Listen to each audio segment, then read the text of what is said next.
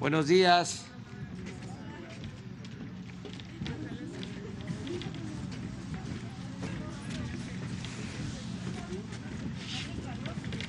Pues hace un poco de frío. No, pero vamos a informarles. Estamos aquí en Bavispe y al mismo tiempo se lleva a cabo esta conferencia. Acabamos de terminar la reunión de seguridad.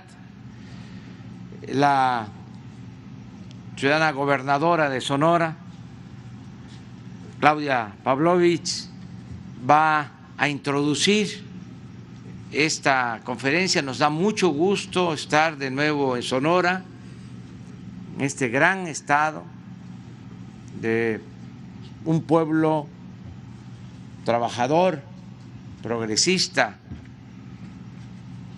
un pueblo que tiene mucha historia, mucha cultura, desde antes de la llegada de los invasores europeos, desde la época prehispánica, y mucha historia. Aquí comenzaron las primeras manifestaciones de protesta contra el porfiriato, por aquí cerca o relativamente cerca, porque Sonora es un estado con gran extensión territorial, es el segundo estado con más territorio en nuestro país. Entonces, por aquí en el norte de Sonora está Cananea, y ahí se llevó a cabo durante el porfiriato una huelga para pedir mejores condiciones laborales, y esa es una huelga histórica. Luego vino la huelga de Río Blanco, pero aquí inició el movimiento revolucionario. De aquí también son los pueblos yaquis, que lucharon mucho por defender sus tierras y que fueron reprimidos durante el porfiriato. Se les expulsó de Sonora, se les mandó a trabajar como esclavos en las haciendas cañeras, enequeneras del sureste. Hubieron deportaciones masivas, y aquí en Sonora pues se inicia la Revolución Mexicana, también con la participación de dirigentes sonorenses destacadísimos. De modo que nos da mucho gusto estar aquí, a pesar del clima, estar aquí en Bavispe. Vamos a informar en especial sobre las investigaciones, lo que se ha realizado para esclarecer ese crimen muy lamentable de mujeres, de niñas, niños, que se llevó a cabo en esta región. Vamos a informar sobre esa tragedia, cómo hemos avanzado en la investigación, cómo se está castigando a los responsables, cómo se está trabajando de manera coordinada todas las instituciones, lo cual demuestra que si nos unimos podemos enfrentar cualquier problema, cualquier adversidad, si actuamos juntos, todos, en el propósito de hacer justicia. Vamos, repito, a escuchar a la gobernadora. Nos da mucho gusto que esté ella aquí con nosotros. Siempre hemos trabajado con Claudia de manera muy coordinada, tenemos muy buenas relaciones y estamos sumando esfuerzos, gobiernos municipales, el gobierno de Sonora y el gobierno federal. Entonces, claro.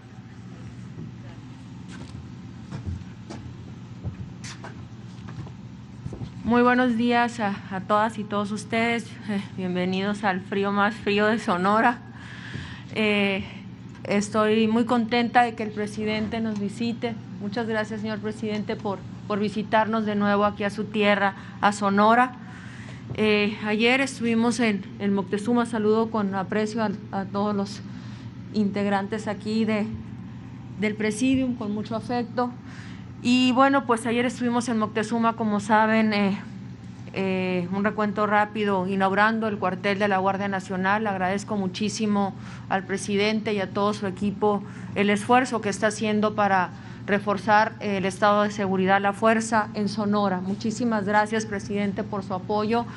La verdad, lo levantaron en 2 meses, son gente muy trabajadora. En 2 meses levantaron el cuartel, unas instalaciones de primera, la verdad. Estoy muy contenta de haber estado ahí. Hoy estamos aquí en Bavispe, en unos momentos, en unas horas se inaugurará un memorial, como ustedes saben, que nos recuerda el dolor muy fuerte de una pérdida de niños, niñas y mujeres. Un memorial que nos recuerda que hay cosas que no deben de suceder, pues jamás. El presidente y su equipo han estado, y todos, muy coordinados en el esclarecimiento de este caso, y como bien lo dice el presidente, cuando se trabaja unidos, en equipo, todos juntos, pues enfrentamos las más grandes de los retos, como es este. Un memorial también que habla de la entereza de las familias y de una sociedad que le ha tocado enfrentar un hecho muy, muy duro. Y también es una muestra de profunda y ejemplar solidaridad y un sentido de comunidad muy fuerte en momentos de dolor y de indignación extrema. Alguien me dijo que la vida no es lo que sucede, sino lo que significa, y creo que tiene toda la razón. Y esta terrible tragedia significa que como sociedad tenemos un gran reto, un gigantesco reto que enfrentar. Como autoridad tenemos un desafío enorme, pero sin duda cuando te pones como capitán frente al barco, cuando hay tormenta, las cosas, como lo hace el presidente, las cosas siempre salen bien, pero hay que tener entereza, convicción y voluntad de hacer las cosas. Muchas gracias, presidente, por su visita, por sus visitas a este estado. Siempre se le respeta aquí y se le recibe con gratitud. Muchas gracias a todos medios y medios de comunicación que se encuentran aquí. Fíjese, tan de Sonora, pero yo soy más de calor que de frío. Aquí de plano me hace muchísimo. Muchísimas gracias a todos los que se encuentran aquí y bienvenidos a Bavispe y a Sonora. Ando como monito.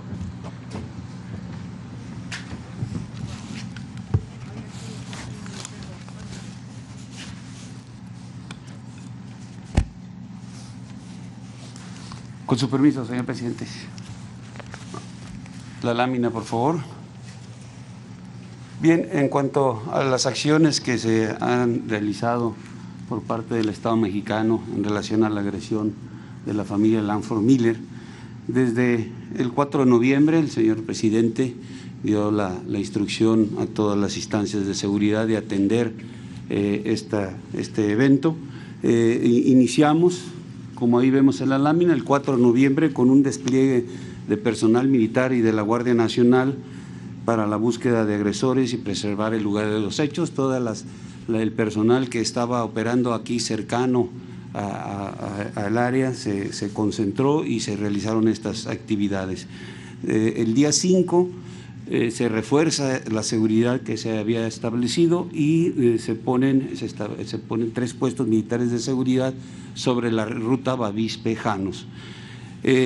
Siguiendo las instrucciones del señor presidente, se integra un grupo interinstitucional en el cual estamos participando desde la Fiscalía General de la República, encabezando las investigaciones, pero apoyando todo el esfuerzo de investigación, la Secretaría de Marina, el Centro Nacional de Inteligencia, la Guardia Nacional y la Secretaría de la Defensa Nacional. Ese grupo que se integra, se establecen líneas de acción, se establecen una serie de procedimientos para poder atender y se integra una mesa de inteligencia criminal. Esta mesa despliega 8 equipos de investigadores, un equipo de criminalistas con apoyo de 3 aeronaves, 4 helicópteros y un equipo tecnológico de última generación. Toda esta mesa, todas estas instituciones, en un trabajo coordinado, conjunto, realizan sus esfuerzos y hasta la fecha han logrado realizar 582 entrevistas, 16 cateos a diferentes lugares. Todo esto es en base a la información, a la inteligencia que se va obteniendo a través de los trabajos que está realizando este grupo interinstitucional. Se ha logrado 17 detenidos, destacando que ya se detuvo el pasado 23 de noviembre al autor intelectual de la agresión, que también era el jefe de plaza de Nuevo Casa Grande, Chihuahua. También como parte de las acciones para generar condiciones de seguridad aquí en el área, se establecieron, ya se inauguraron el día de ayer el último, aquí 2 cuarteles de la Guardia, uno en Bavispe, en el que estamos ahorita en esta conferencia, y el otro en Moctezuma, que como ya lo citó la señora gobernadora, pues el día de ayer fue inaugurado por el señor presidente. Estas dos cuarteles de la Guardia coadyuvan, como ya mencioné, a la seguridad del área. La presencia pues va a ser a partir del tiempo de establecimiento, una presencia permanente, constante, y también coadyuvando con las actividades de investigación que está haciendo el grupo interinstitucional. A este grupo interinstitucional les están pendientes de cumplimiento 15 órdenes de aprehensión que ya fueron trabajando, que ya la Fiscalía General de la República realizó todas las actividades y estamos pendientes de ejecutar estas 15 órdenes. Se van a continuar realizando operaciones conjuntas para coadyuvar con la Fiscalía y con el fin de ejercer acción penal en contra del resto de los responsables de la agresión. Continuará el trabajo, todavía no se da por concluido, se sigue obteniendo información, esta información genera también nuevas líneas y el grupo sigue en sus actividades en contra de los delincuentes que participaron en esta acción. A la fecha, el señor presidente se ha reunido en 4 ocasiones con la familia y para tratar el tema, y hoy será una quinta ocasión. Muchas gracias. Bueno, pues este es el informe. Agradecer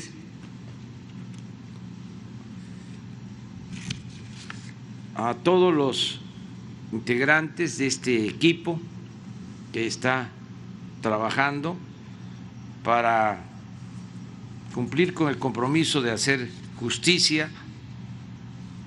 No debemos olvidar que perdieron la vida 3 mujeres, 6 niños y niñas, y está aquí, como ha informado el general Luis Crescencio Sandoval González, secretario de la Defensa, el almirante José Rafael Ojeda Durán, secretario de Marina, que también ayudó mucho la participación de la Secretaría de Marina. Está Ricardo Mejía Verdeja, subsecretario de Seguridad Pública Ciudadana. Ellos han contribuido mucho en esta investigación. Además, son los que coordinan el Gabinete de Seguridad. Está el general Luis Rodríguez Bucio, comandante de la Guardia Nacional, que también participa en este grupo, el maestro Felipe de Jesús Gallo Gutiérrez, que es el encargado de la investigación por parte de la Fiscalía General de la República. El maestro Gallo ha ayudado mucho en este trabajo de investigación y pues nos da mucho gusto que nos acompañe el presidente municipal de Bavispe, Cornelio Vega. Ya hablamos y nos da gusto, repito, una y otra vez, estar aquí en Sonora en compañía de la gobernadora Claudia Pavlovich. Vamos a abrir, si les parece, para preguntas.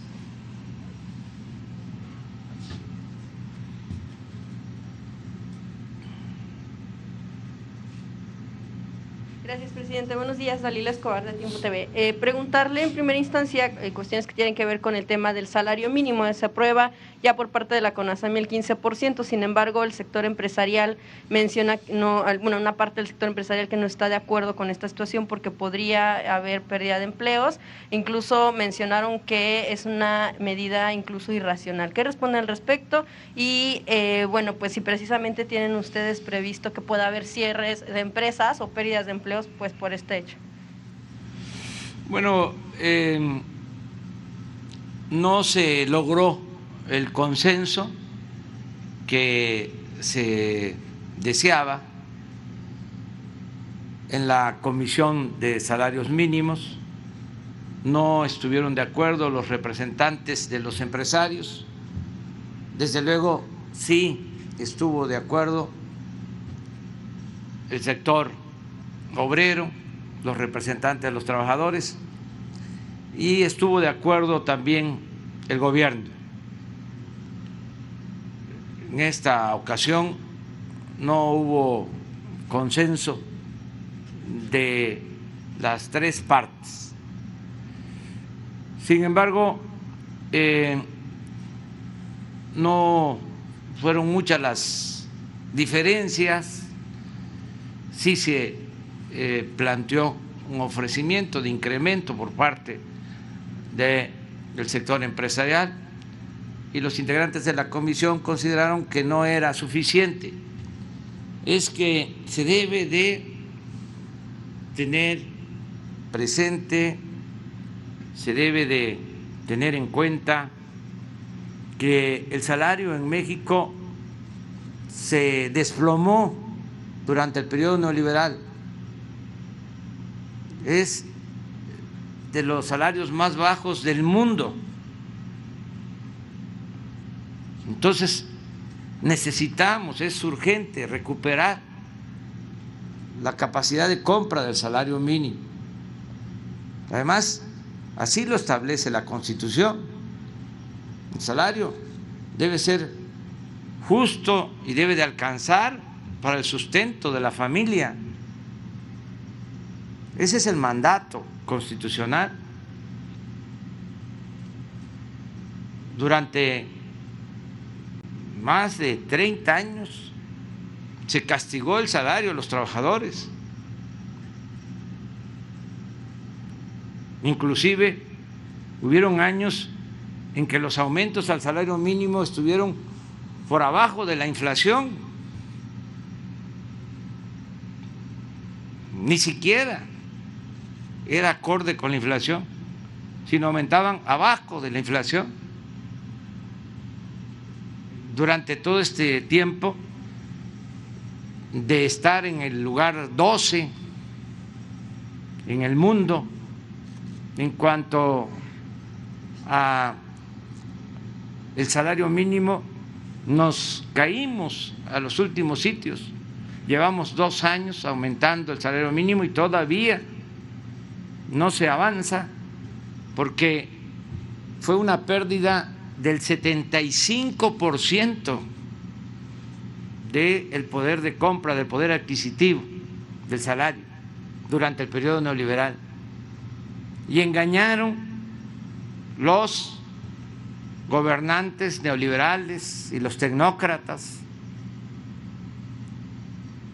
de que si se aumentaba el salario iba a haber inflación. Ese fue el estribillo, la excusa. Y acabaron con el salario mínimo. Entonces, por eso es justo, es necesario el aumento del salario mínimo. El primer aumento fue del 16%, el segundo del 20% y ahora va a ser del 15% en todo el país. También se decidió tener un salario especial para las trabajadoras domésticas y para los jornaleros agrícolas, que son muy mal pagados, tanto los jornaleros agrícolas como las trabajadoras domésticas. Entonces, esa fue la decisión que tomó ayer la comisión. Yo pues lamento que no se haya logrado el acuerdo, porque eso es lo mejor. Sin embargo, considero que fue una buena decisión la que se tomó por parte de la Comisión de Salarios Mínimos. Hemos estado mostrando, y esto es lo que ayuda a entender el porqué de este incremento, cómo se cayó el salario en México. Y todavía estoy esperando una explicación de quienes implementaron esta política, que deberían de salir a argumentar por qué hicieron que se cayera el salario mínimo y que nos expliquen también por qué mintieron de que si aumentaba el salario iba a haber inflación. Nosotros llevamos 2 años aumentando el salario mínimo y no ha habido inflación. No sé si tengan lo del salario, los cuadros.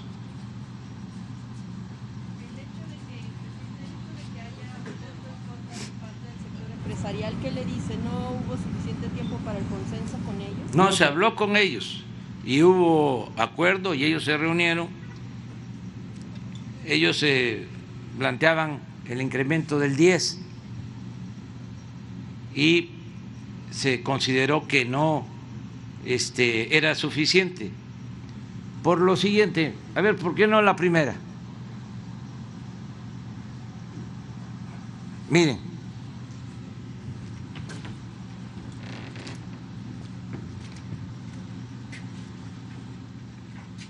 este es 1980, era el lugar 12, México, en el mundo, en salario mínimo. Después, en el 90, al 30 cayó, al lugar 30 en el mundo. En el 2000, al 48, perdón, al lugar 48. En el 2010,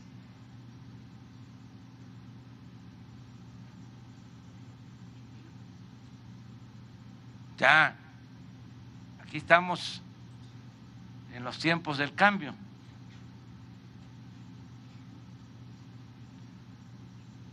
'81.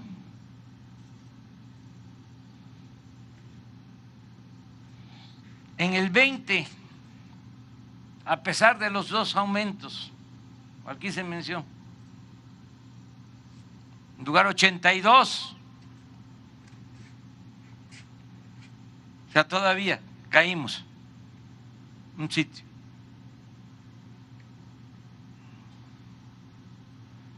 Con 16 y 20% de aumento.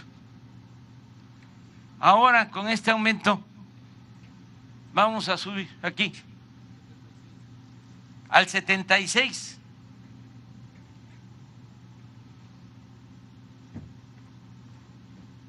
Es insensato hablar de que esto va a afectar la economía. Entonces, en la economía no cuentan los trabajadores. ¿Qué es la economía?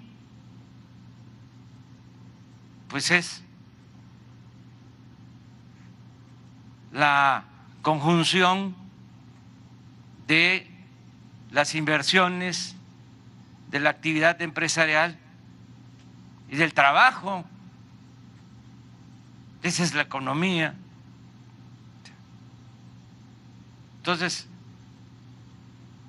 los trabajadores van a tener pues un incremento que a escala mundial todavía avergüenza. ¿Cómo vamos a estar en el grupo del G20 de los países con más riquezas en el mundo y vamos a estar ocupando el lugar 76 en cuanto al pago del salario? Y también se me hace una exageración decir que van a quebrar las empresas si pagan este aumento salarial. Cuando empezó el auge en China, se mencionaba de que ellos tenían como ventaja comparativa bajos salarios y que por eso se convirtió China en la fábrica del mundo. Ahora resulta que China sigue siendo la fábrica del mundo, pero los salarios en China son más altos que los salarios en México.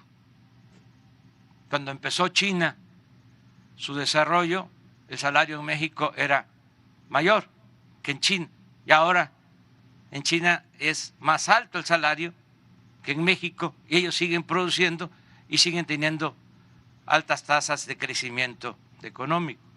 Entonces, ojalá y se analice bien esta situación, y es por el bien de todos.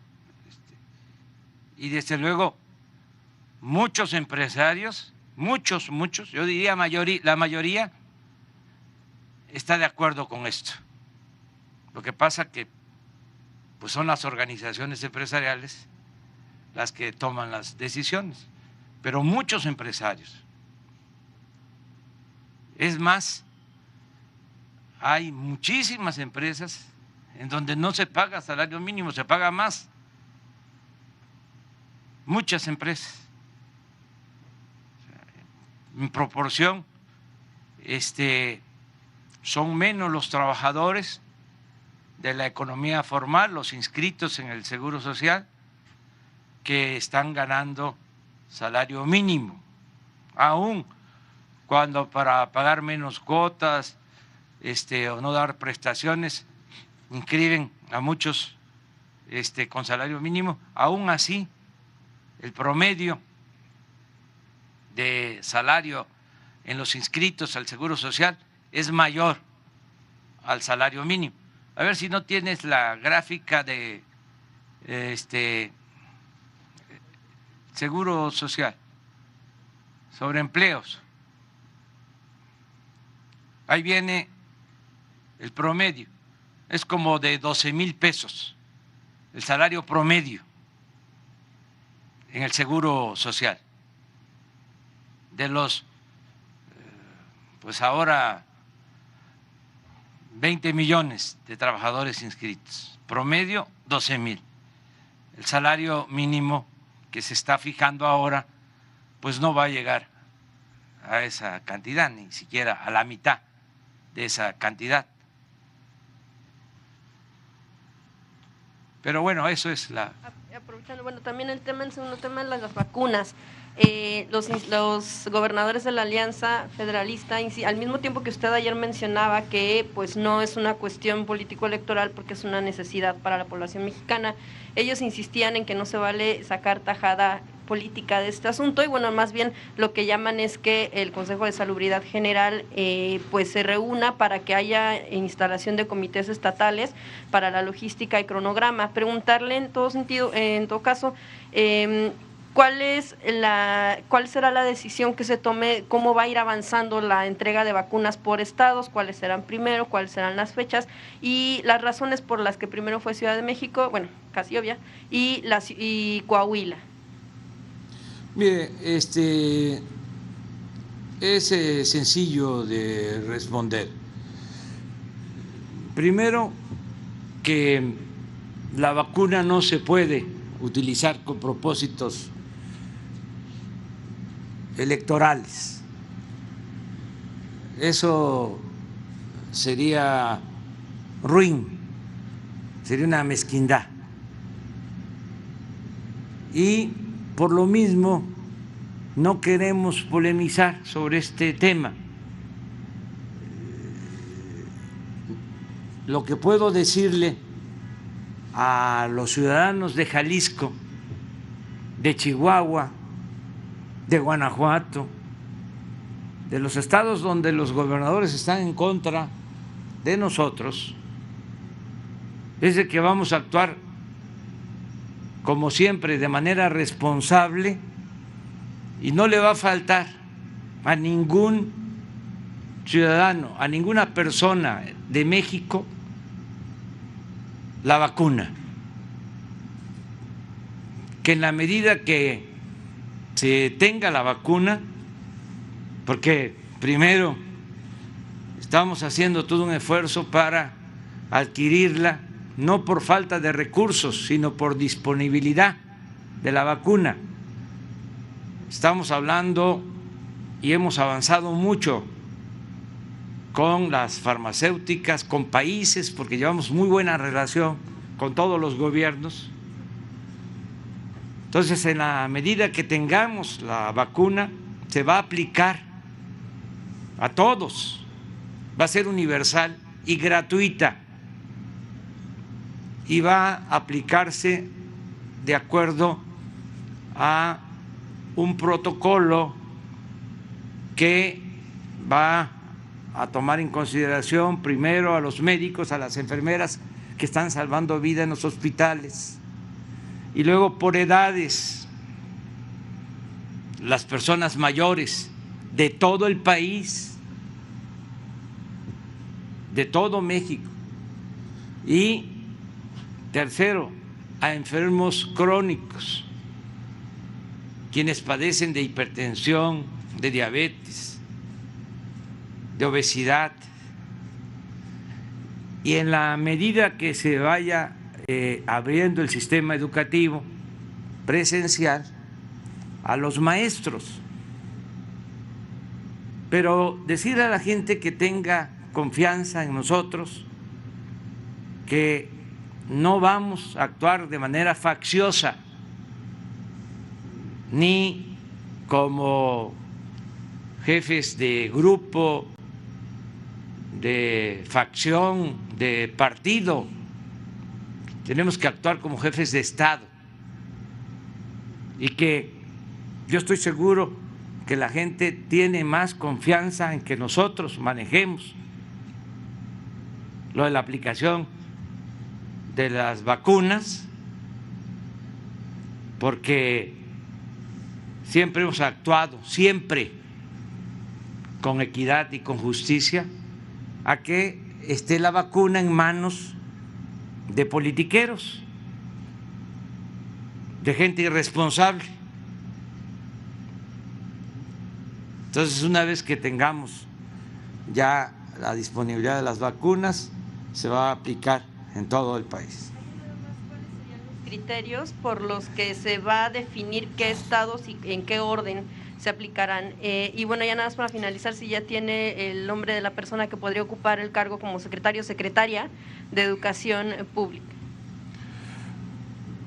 Va a informar la Secretaría de Salud sobre toda la estrategia de vacunación. A ellos corresponde. Acerca de quien va a estar en la Secretaría de Educación Pública, todavía, ahora que regresemos a la ciudad. Vamos a esperar para mañana o el lunes, martes, ya estamos en eso, pronto.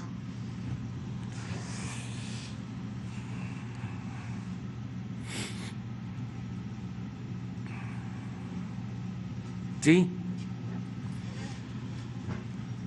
Vas tú después.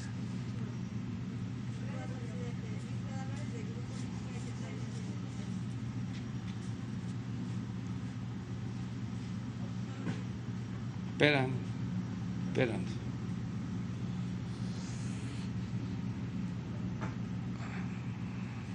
Gracias, presidente. Lisbeth Álvarez, de Grupo Política ZMG Noticias. Presidente, pues ya iniciaron las precampañas en varios estados de la República, en Sonora, por ejemplo. Saber, bueno, no se están tomando estas medidas necesarias, como el uso del cubrebocas, tomar la temperatura. Le haría un llamado a los candidatos, quizá para que, evitar las precampañas y irnos directamente a las campañas para evitar más contagios por el COVID. No me meto en eso, corazón. Eso es un asunto de los órganos electorales y ellos van a decidir sobre las reglas. Además, ya está normado, está en las leyes lo que son las precampañas, las campañas. No nos corresponde a nosotros hablar de ese tema. Pero estamos muy contentos de estar en Sonora, eso sí.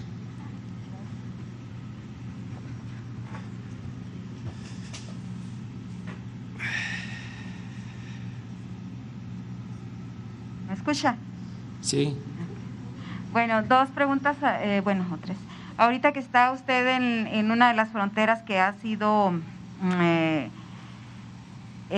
lugar para el asilo de migrantes que vinieron del sur de América. Ya van casi 2 años que hay migrantes en asilo y recientemente hubo un informe de la Fundación para la Justicia donde indica que hay más de alrededor, por lo menos 68,000 migrantes que en condiciones deplorables, sujetos a asaltos, secuestros, y no tienen acceso a la salud, no tienen empleo. Y este programa pues fue una imposición del gobierno de Trump y usted aceptó que estuvieran aquí ellos y para recibirlos aquí. Si tiene usted una información sobre esto, ¿qué puede decir? Porque pareciera, presidente, que según lo que investigó la Fundación, pareciera que el gobierno de México los tiene abandonados y no están ellos, no se sabe cómo les ha ido ahora con la pandemia, no se sabe cómo están ellos, si han sido atendidos, cuántos han sido positivos a coronavirus y esa situación. Y ahora que ha cambiado el gobierno de Estados Unidos sobre lo mismo, el programa Quédate en México, si usted lo continuaría o haría una revisión para que ahora con el nuevo presidente para que se eliminara, porque la Fundación pide que incluso se elimine este programa. Bueno, primero decir que nosotros hemos protegido a los migrantes, no ha habido violación a sus derechos humanos y las decisiones las tomamos de manera libre y soberana. No sé qué fundación sea. Para la Justicia. Fundación para la Justicia. Sí. En la boca del lobo se llama el informe recientemente. Sí, no tengo conocimiento sobre esa fundación ni del informe, pero estamos nosotros siempre protegiendo, apoyando a migrantes. Acerca de lo que se tiene ahora en refugios, podemos hoy mismo dar un informe. Ya no son muchos los migrantes que están en refugios. Hay que ver la cifra que da esta fundación. Son los que están en espera de un juicio en cortes de Estados Unidos. Sí, pero no Es el todos estimado. están en México esperando que les respondan. Es un asunto que están tramitando en Estados Unidos, pero vamos a dar a conocer toda la información. Sobre el programa Quédate en México, ¿lo haría usted o lo Vamos a revisaría? esperar a que se tome posición, que llegue el señor Biden, y nosotros tenemos ya fijada nuestra política. Es la que establece la Constitución, el artículo 89, son los principios de no intervención, autodeterminación de los pueblos, solución pacífica de las controversias, cooperación para el desarrollo, respeto a los derechos humanos, y en eso nos guiamos. Y somos un país, aunque puede resultar una obviedad, no está de más repetirlo, somos un país libre y soberano. Pero este fue un acuerdo, ¿no?, con Estados Unidos. No. Bueno, o con Trump. No, fue una decisión que tomamos nosotros. A nosotros no nos imponen los gobiernos extranjeros, nada. No somos títeres, no somos colonia de ningún gobierno extranjero. Entonces sería una revisión al interior de este programa ahora con el nuevo. Sí, con el nuevo pero fue muy bueno el resultado, ha sido muy bueno el resultado. El tiempo que llevamos atendiendo el fenómeno migratorio, no han habido como antes asesinatos de migrantes como era anteriormente, porque no había una política y no se les protegía. Ahora se registran, se les protege en el sur para que no pasen y no sean víctimas de la delincuencia. Entonces son otros los resultados. Hay también a veces pues inconformidad de las fundaciones, porque en las épocas anteriores que se violaban derechos humanos, se crearon muchas fundaciones que recibían incluso dinero del extranjero y acusaban, señalaban al gobierno de México. A lo mejor tenían elementos para eso, ahora no somos iguales. Pero usted sí ofreció cuidarlos, protegerlos. Sí, y los protegimos, y con hechos. No se violaron derechos humanos, se protegió a los migrantes. En una segunda pregunta, presidente, para puntualizar un poco lo de las que hicieron las precampañas en 15 estados del país. En el caso de Sonora hay candidatos únicos, de los tres principales candidatos prácticamente ya están definidos por los partidos y es mero trámite lo que van a hacer de precampañas. Las campañas aquí empiezan en marzo. Entonces, si son precandidatos únicos, lo comentábamos con alguno de ellos recientemente en una conferencia de prensa, primeramente pues no se guardan las medidas efectivamente de cuidados del protocolos por la pandemia, y En segundo, si son candidatos únicos y apelando a lo que usted ha dicho siempre de la austeridad, de que deberían de cuidarse los recursos, y se les preguntaba si ellos podían suspender las precampañas y esperarse las campañas, porque prácticamente son 3 candidatos únicos aquí. En otras partes del país pues también es más o menos lo mismo, porque Morena, incluso, que es el principal partido que ahora lleva las delanteras, pues ha estado haciendo encuestas y definiendo unos candidatos únicos. Entonces, ¿qué podría decir usted de eso? Y también de las medidas y pues más que hacerles un llamado, si con alguna autoridad, algún acuerdo para que se proteja a los medios y a los ciudadanos que acuden a estos eventos, porque en el caso de Sonora también llaman varios reporteros contagiados y ya tenemos varios muertos también, porque no es una actividad esencial, siguen trabajando y no se están tomando las medidas, los protocolos sanitarios en este tipo de eventos bueno, usted sabe lo que son las campañas. Si puede comentar algo al respecto. Conozco un poco de eso. Pues es lo mismo, la austeridad.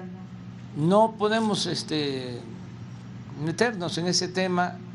Existe la autoridad electoral, ellos tienen que sacar recomendaciones, tiene que ser a través de acuerdos.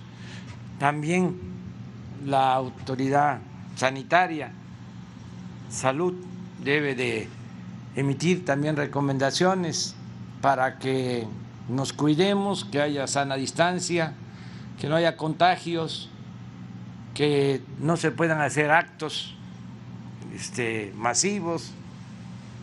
Eso sí es irresponsable, el agruparnos, no guardar la sana distancia, pero tiene que ser por convencimiento, que los partidos y la autoridad electoral así lo decida. Nosotros no podemos participar en esos temas. Nosotros sí nos importa mucho y vamos a hablar de que se respete el voto, de que el voto sea libre, que las elecciones sean libres y limpias, que no haya presiones para la obtención del voto, que no se compre el voto, que no se trafique con la pobreza de la gente para obtener los votos. Y desde luego que no se rellenen las urnas, que no se falsifiquen las actas, que no voten los difuntos, que no haya carrusel, ratón loco, todo eso que ya ustedes saben, porque no se dio hace mucho, sino fue desgraciadamente algo muy socorrido durante todo el periodo neoliberal, muchos fraudes. Entonces, que haya elecciones limpias, libres, y que decida la gente sin presiones, sin manipulaciones. Además, si se utiliza el presupuesto para favorecer a candidatos, a partidos, si se hace fraude, ya en la Constitución se estableció que el fraude electoral es un delito grave,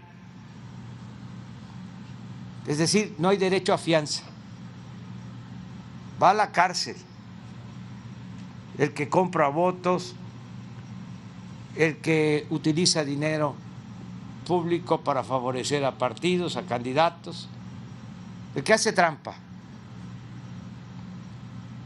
Eso es lo que se debe de difundir, también para que la gente lo sepa y que todos ayudemos a que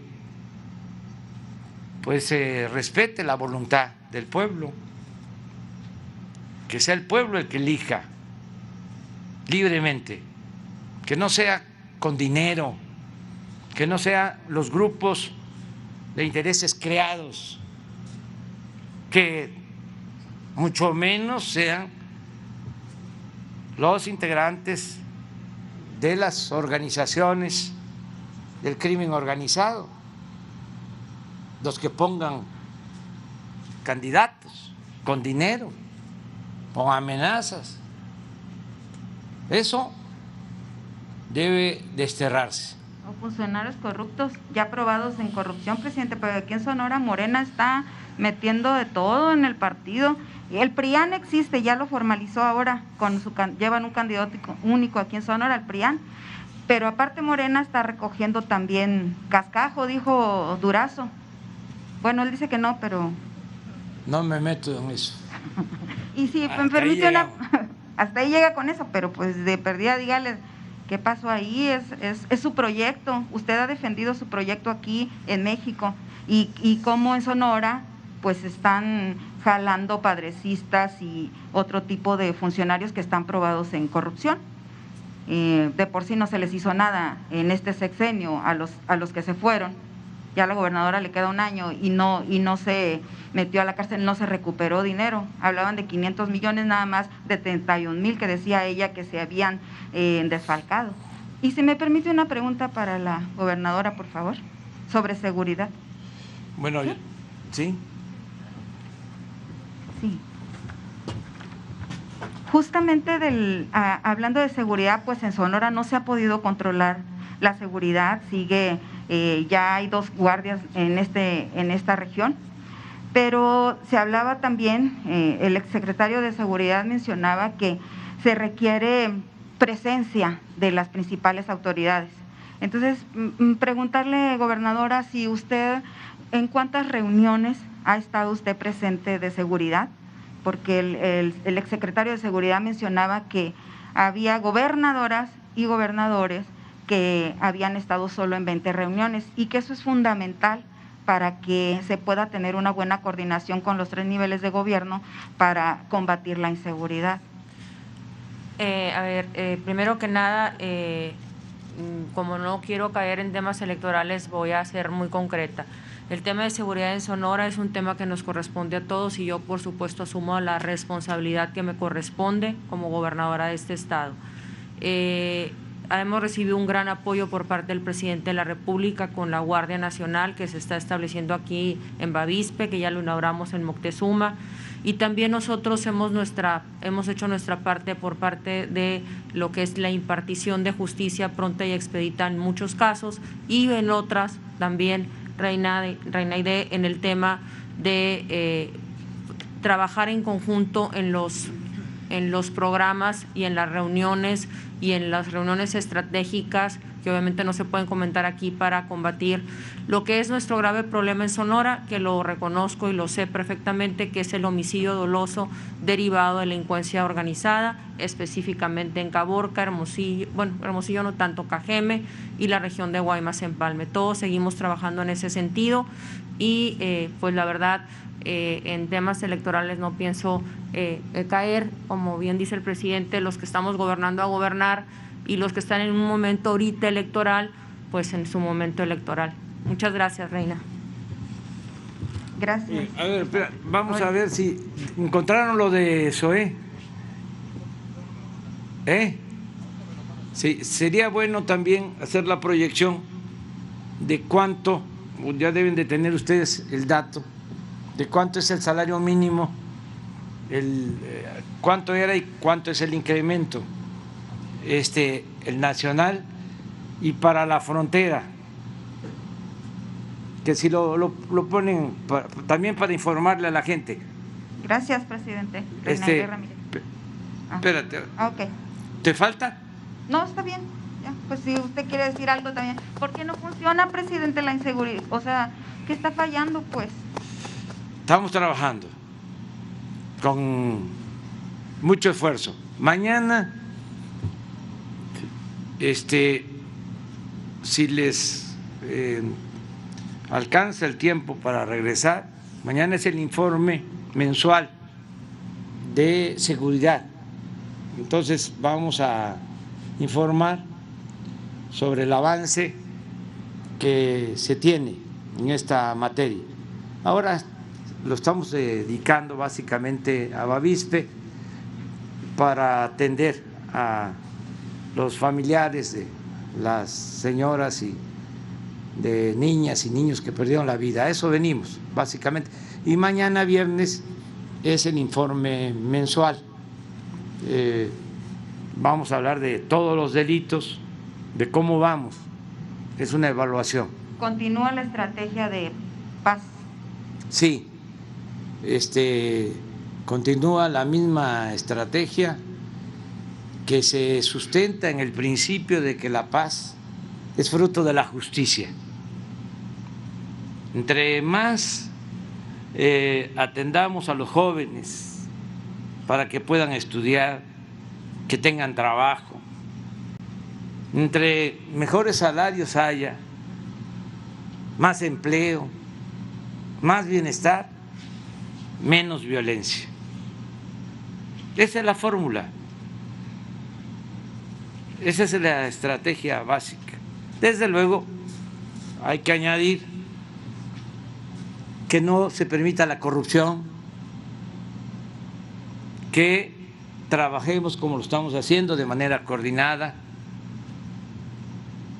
gobierno municipal, gobierno de Sonora, todas las instancias del gobierno federal, la fiscalía que es autónoma pero que ayuda mucho, inclusive el Poder Judicial, todos juntos. Entonces, esa es la estrategia y se van obteniendo resultados, ahí vamos, avanzando.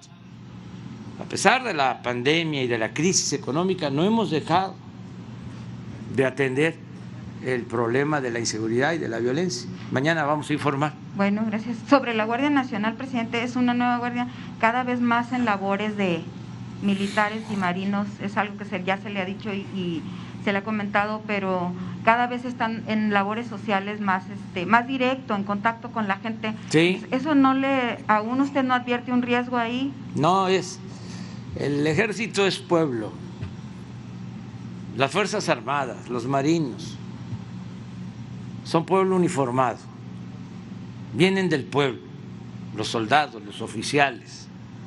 Es muy distinto el ejército mexicano, la Marina en México, que en otros países. Es cosa de ver la historia. El ejército mexicano surge con la revolución por el golpe de Estado que se le da al presidente Francisco I. Madero, que lo asesina, y don Venustiano Carranza llama al pueblo a enfrentar a Victoriano Huerta y constituye al ejército, al actual ejército. No es otro ejército. Entonces, el ejército mexicano, los marinos de México, las Fuerzas Armadas, están en una etapa nueva de apoyo en materia de seguridad para garantizar la paz, porque antes no podían legalmente, estaba impedido por la Constitución que participaran en labores de seguridad pública. Se hizo la reforma a la Constitución porque se necesitaba garantizar la seguridad pública. Y qué mejor que con marinos y con soldados que están bien formados, que actúan con disciplina, con lealtad, que provienen del pueblo, pero además de esa labor que están realizando bien, que ha significado un gran apoyo al gobierno que encabezo, también en todas las labores de auxilio a la población, ahora que se padece de inundaciones, ahí están los marinos, ahí están los soldados, ayudando a la gente, ayudando al pueblo. Y por si fuese poco, ahora nos ayudan los ingenieros militares en las construcciones. Sí. En 2 años, en menos, en año y medio, se creó la Guardia Nacional. Ya hay 96,000 elementos de la Guardia Nacional. Esto nunca había sucedido. Nada más aquí en Sonora hay más de 2,000 elementos de la Guardia Nacional. Y se están creando estos cuarteles. ¿Quién construye estos cuarteles? Los ingenieros militares. ¿Cuánto cuesta construir un cuartel de estos? 26 millones de pesos. ¿En cuánto tiempo construyen los ingenieros militares un cuartel como este? 2 meses y medio. Imagínense lo que nos vamos a ahorrar. 220,000 millones de pesos, porque se está construyendo el aeropuerto militar Felipe Ángeles y se abandonó, porque así lo decidió el pueblo, el proyecto del lago de Texcoco. Pero tienen instrucción militar, presidente, y eso a veces no es compatible con los derechos humanos, con el ¿Cómo respeto. no? Desde incluso antes de que llegáramos nosotros al gobierno, ya en las Fuerzas Armadas era una asignatura obligatoria la materia de derechos humanos. Y ahora, con más razón, se respetan los derechos humanos. No hay masacres, no hay exterminio, no hay tortura, no somos iguales.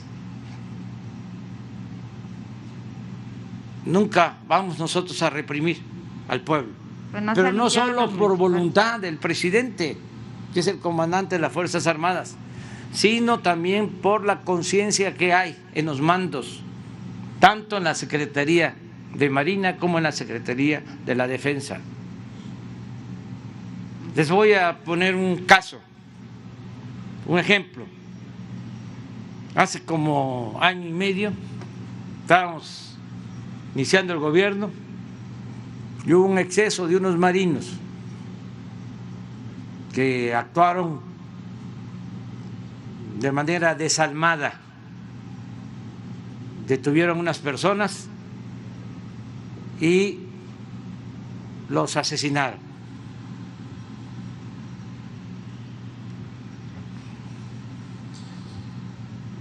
La misma Secretaría de Marina ordenó la investigación. Se les detuvo y están en la cárcel.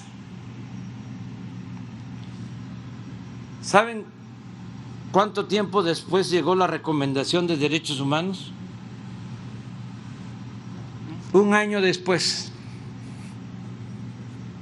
Cuando uno actúa con principios, con humanismo, pues sabe muy bien cuáles son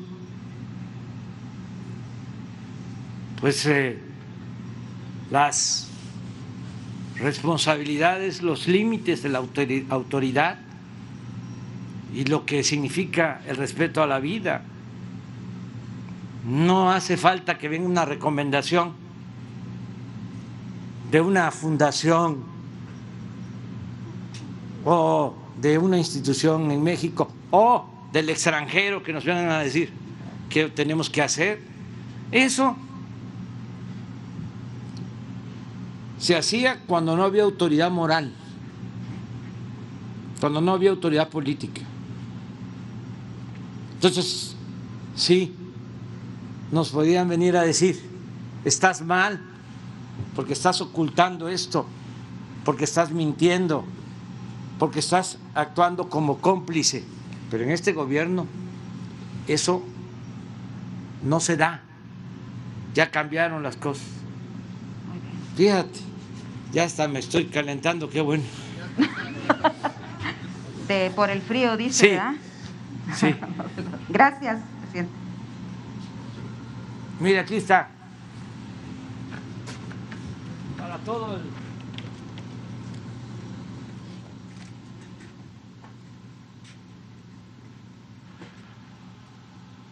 Para todo el pueblo, para los trabajadores, de 123 a 141, ahora el salario mínimo, 141.70. Estamos hablando del mínimo. Hay aparte los salarios que se establecen en los contratos colectivos, que son más elevados. Este es el mínimo mínimo.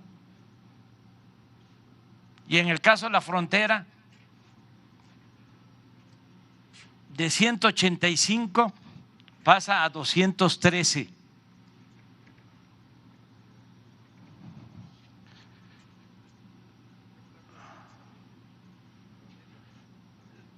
De todas maneras, a ver, si se hace una proyección, aquí al mes estaríamos como en 4.400. A ver si lo proyectan.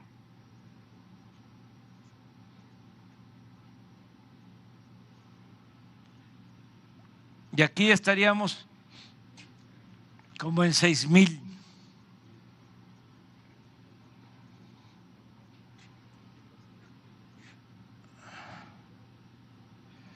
6.300, 6.500, 4.251 al mes. Y aquí 6.401.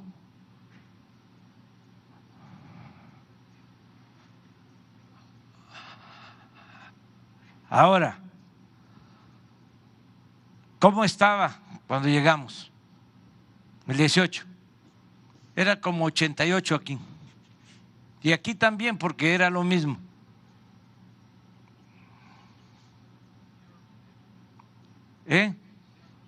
Como 88.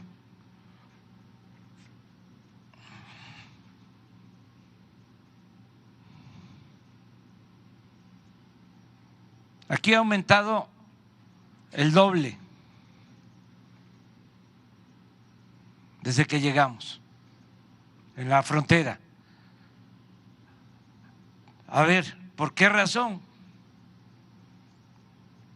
¿Cuánto ganan del otro lado de la frontera los trabajadores? Hasta 10 veces más.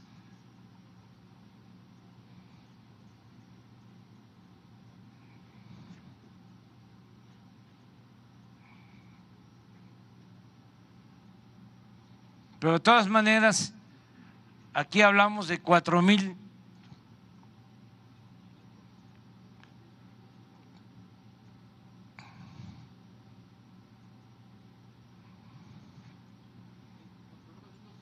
$4.251.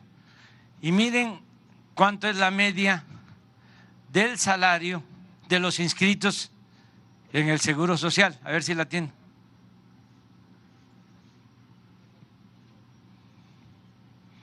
$12,000.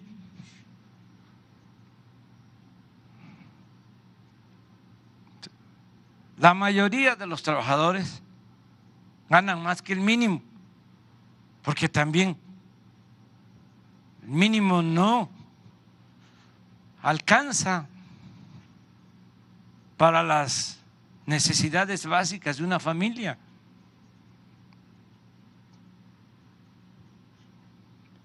Este es el promedio de los inscritos, que son 20 millones de trabajadores al seguro.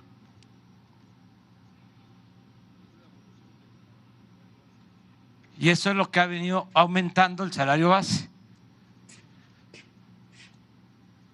del seguro.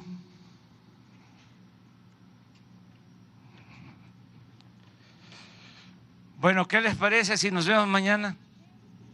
¿Sí? Hay consenso.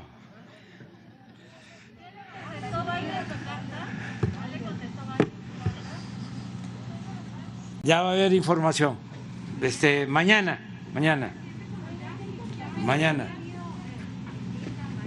Hemos estado hablando con ellos, con los representantes, con los gobernadores yaquis.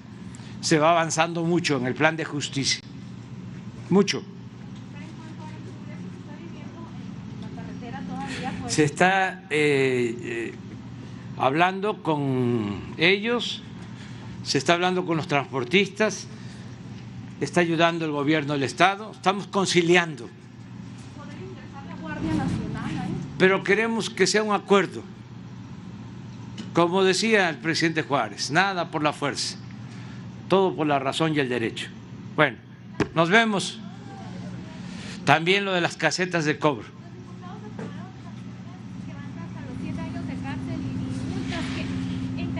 Están recuperándose las casetas, ya se hizo en Nayarit, ya se hizo en Sinaloa y falta Sonora, se va a hacer lo mismo, porque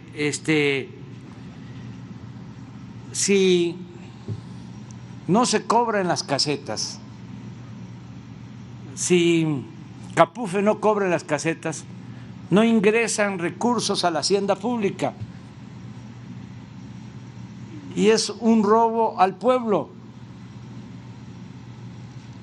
porque acuérdense que el presupuesto no es dinero del gobierno, es dinero del pueblo. Entonces antes también se decía hay que robar combustible, hay que practicar el huachicol, o se tiene una caseta y se cobra. ¿Por qué? Se utilizaba la excusa, si roban los de arriba, ¿por qué nosotros no? Pero eso ya no aplica, porque no robamos los que estamos en el gobierno. Entonces nadie debe de robar. Cero corrupción, cero impunidad. Entonces todos aportarnos bien.